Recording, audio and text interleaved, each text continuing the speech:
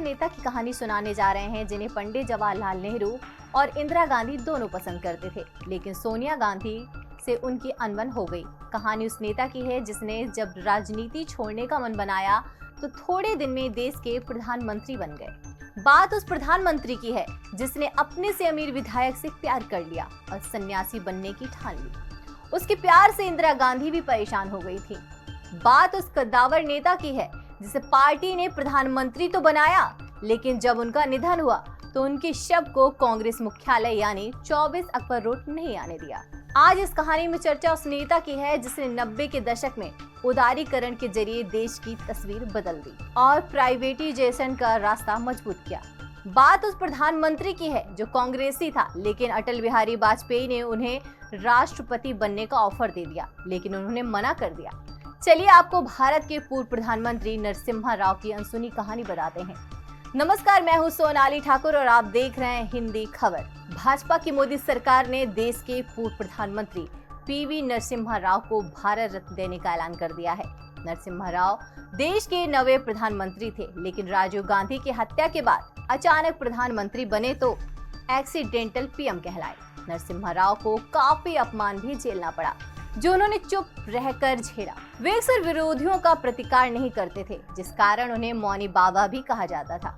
वहीं राजनीतिक दूरदर्शिता और रणनीतिक खूबियों के कारण उन्हें भारतीय राजनीति का चाणक्य भी कहा जाता था। बाबरी मस्जिद नरसिम्हा राव के प्रधानमंत्रित्व काल में ही ढाई गई थी, जबकि इस विवाद में उनकी अचानक एंट्री हुई थी, जिसकी कीमत भी उन्हें चुकानी पड़ी।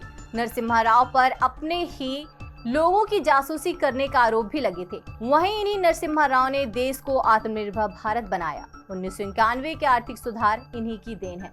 नरसिम्हा राव को बाबरी विवाद विरासत में मिला था। 1991 में राजीव गांधी की हत्या के बाद जब वे अचानक प्रधानमंत्री बने तो बाबरी विवाद में उनकी एंट्री हुई। दूसरी बार वे मामले में घुसे थे क्योंकि 1987 में राजीव गांधी विवाद सुलझाने के लिए मंत्रियों की जो कमेटी बनाई थी उसके प्रमुख नरसिम्हा राव ही थे। 2 साल बाद विवाद से वे बतौर प्रधानमंत्री जुड़े। अपनी ऑटोबायोग्राफी द इनसाइडर में भी उन्होंने जिक्र किया था कि अयोध्या विवाद सुलझाने के मैंने कई प्रयास किए, लेकिन असफलता मिली है। बाबरी मस्जिद ढहा दी गई, लेकिन क्यों और कैसे, इस सवाल का जवाब कभी नहीं मिला। बाबरी विवाद की कीमत नरसिम्हा राव ने कुर्सी गंवाकर बुराइयां सहकर चुकाई। नरसिम्हा राव पर लिखी गई किताब हाफ लाइन में जिक्र किया गया है। बाबरी विध्वंस के बाद नरसिम्हा राव ने अपने ही लोगों की जासूसी कराई थी, जिसमें सोनिया गांधी भी शामिल थीं। उन्होंने इंटेलिजेंस ब्यूरो की मीटिंग बुलाकर अधिकारियों को आदेश दिए थे कि एक खुफिया रिपोर्ट बनाएं और बताएं कि मस्जिद गिराए जाने के बाद कितने लोग उनके वफादार हैं और कितने सोनिया गांधी के साथ हैं। इस बीच उन्हें हटाने की कोशिशें हुई, जिसकी भनक उन्हें लग गई थी, तो उन्होंने अपने वफादारों को भरोसे में लिया।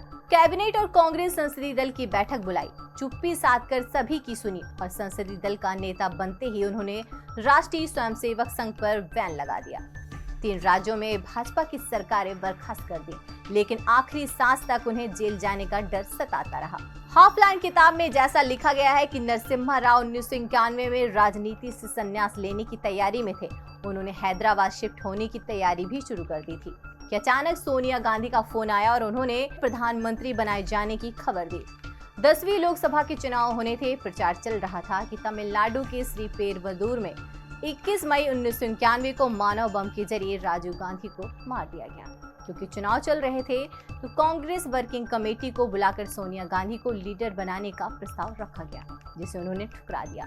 इस बीच इंदिरा गांधी के प्रमुख सचिव रह चुके पीएन अक्सर सोनिया गांधी से मिले और उन्हें नरसिम्हा राव को प्रधानमंत्री बनने का सुझाव दिया।